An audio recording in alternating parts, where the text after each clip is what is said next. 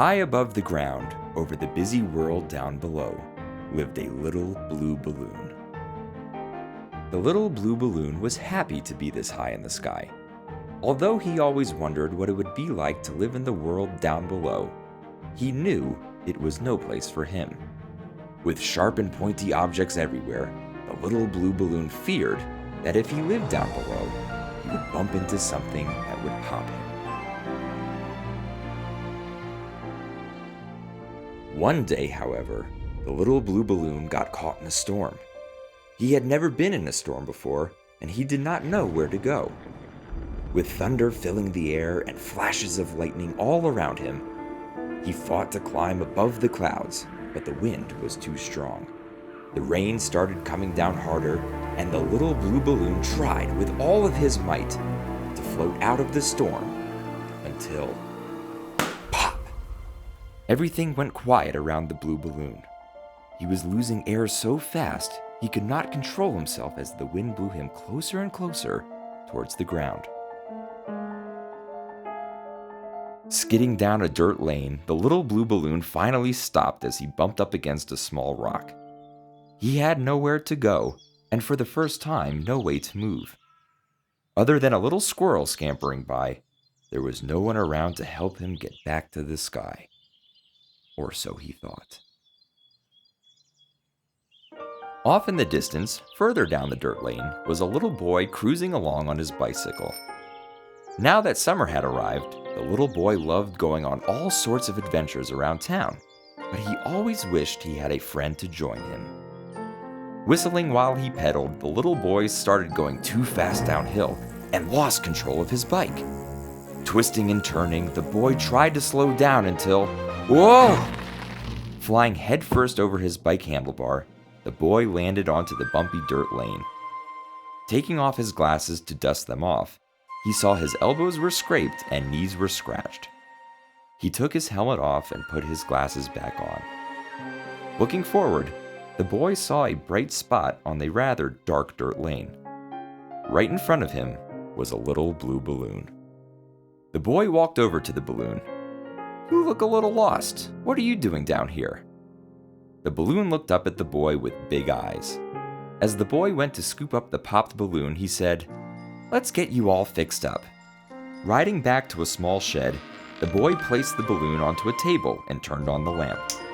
The little blue balloon looked around and was very scared of what he was seeing. Sharp and pointy objects everywhere. "It's okay, we'll get you patched right up." The boy let out a little laugh. "Patched right up. You know what? I'm going to call you Patch." The balloon looked up at the boy as he rested on the table. "My name's Chase." Before Patch knew it, Chase had gathered all of the supplies he needed and fixed the holes Patch had gotten from falling from the sky. Colorful plaid patches now met with his shiny blue skin. With fresh air filling him back up, Patch started floating towards the door and back to the sky. "Where do you think you're going?" Chase said with a smile, grabbing his string. "You can't go yet. We have adventures to go on." "Adventures? No. I have to get back to the sky. It's not safe for me down here," Patch thought frantically. As Chase tied Patch to the table and walked out of the shed for the night, Patch, seeing the world down below up close, was now more scared than ever to be around the sharp and pointy objects he always feared.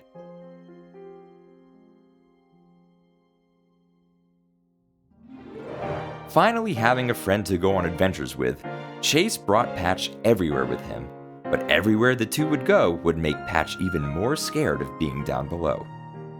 "All right, now don't let go, Patch," Chase said as he tied Patch's string to the handlebars of his bike. Making their way around town, Patch could hardly keep up as he got caught in every tree branch as they zoomed down the sidewalks. "Okay, hold on, Patch," Chase said another time as they rowed a little boat out into the middle of a lake to go fishing. All that afternoon, Patch tried to figure out how to get back to the sky, but he always had to worry about getting hooked by the end of Chase's fishing line. Even when the two spent time inside, Patch was scared. As Chase read his favorite book inside a coffee shop, Patch was on the chair next to him trying to avoid melting from the steam from Chase's hot drink. I'm never going to get back to the sky, Patch thought. It was now towards the end of summer, and Patch heard the words he had been waiting for. "Let's go touch the sky, Patch," Chase said. Climbing the ladders on the side of the tallest building in town, Patch got more and more excited to get to the top. The two made their way to the roof and looked down at all of the people below. "Hey, Patch," Chase said as he looked up to the balloon. "Thanks for being my best friend." Patch had never had a best friend before. He did not know how to feel about what Chase just said. As Patch began to think back on all of their adventures, he started to wonder what having a friend meant. Maybe friends are those who show you new places. Maybe friends are those who help you overcome fears. Maybe friends are those who save you. Though he was not back in the sky, had he actually been having fun this entire time with his new friend? The next day, Chase packed Patch in the car as his family headed out for their yearly camping trip to Yellowstone National Park. Patch once again wished he was back in the sky as he was crammed in between a bunch of pointy suitcases. After Chase and his parents set up the campsite, Chase wandered off to get firewood and left Patch floating freely inside the tent. This was the first time Patch was not tied down. "Now's my chance," Patch thought. "I can finally get back to the sky." As Patch floated to the opening of the tent, something stopped him. He looked around and there was nothing in his way, yet he could not float forward. A best friend would wait to say goodbye, Patch thought. Patch waited for Chase to return, but time had gotten by and Chase was still not back to the campsite. "I guess I can wait a little longer," Patch thought. Suddenly, Patch heard Chase's parents calling out Chase's name. Had Chase gone missing? Patch was now alone at the campsite and completely free to float back to the sky. "I can't leave Chase behind. Chase was the one who saved me. Now I have to save him." For the first time, Patch forgot about wanting to fly away. Trying to figure out what to do, Patch thought back on all of the adventures Chase took him on. If I leave the tent, I can use my string to tie myself to the trees, like how Chase always tied me to his bike. Patch continued to think hard on how to save Chase.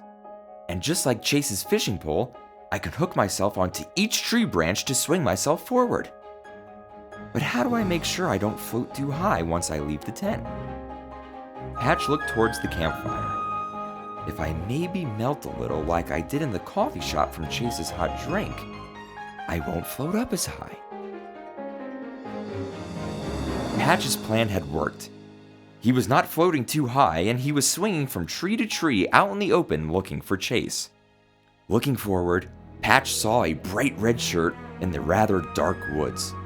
Right in front of him was his best friend, Chase. As Patch continued to fling himself forward, he realized the tree line was ending and he had no way to stay tied down to get to Chase. Patch thought hard, and the memory of being caught in the storm came into his head. If I keep with the wind, like in the storm, I'll blow with the wind to where I want to go. Waiting for a nice gust of wind, Patch prepared himself. He only had one shot. If the wind didn't take him far enough, he might accidentally float back up to the sky. Swaying back and forth, the breeze picked up and Patch launched himself toward Chase. He floated with all of his might to reach Chase, and just as the wind died down, Chase turned around to see Patch floating up towards the sky. Chase ran as fast as he could toward Patch and jumped up and grabbed Patch's string. 1 month later. The summer had come to an end, and it was time for Chase to go back to school. Each day, he left Patch tied up in the shed where he once brought life back to his balloon friend. Until one day, when he came home from school and untied Patch and brought him outside. "Patch," Chase said as the sun began to set, "it's time to go on another adventure." Chase looked up at the balloon and smiled. He knew he could not leave Patch tied up inside forever. Standing outside, the two looked up at the sky. As Patch looked down at his best friend, he noticed that Chase had given himself a patch of his own.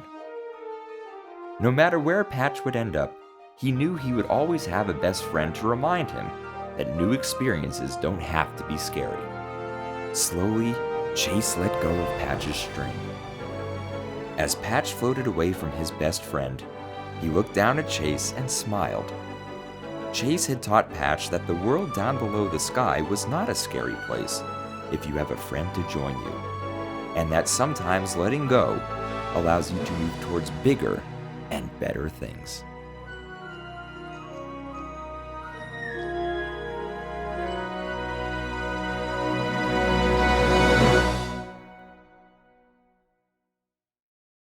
This has been an original Key Listener production. To learn more and to experience the pages from this book, visit us at keylistener.com.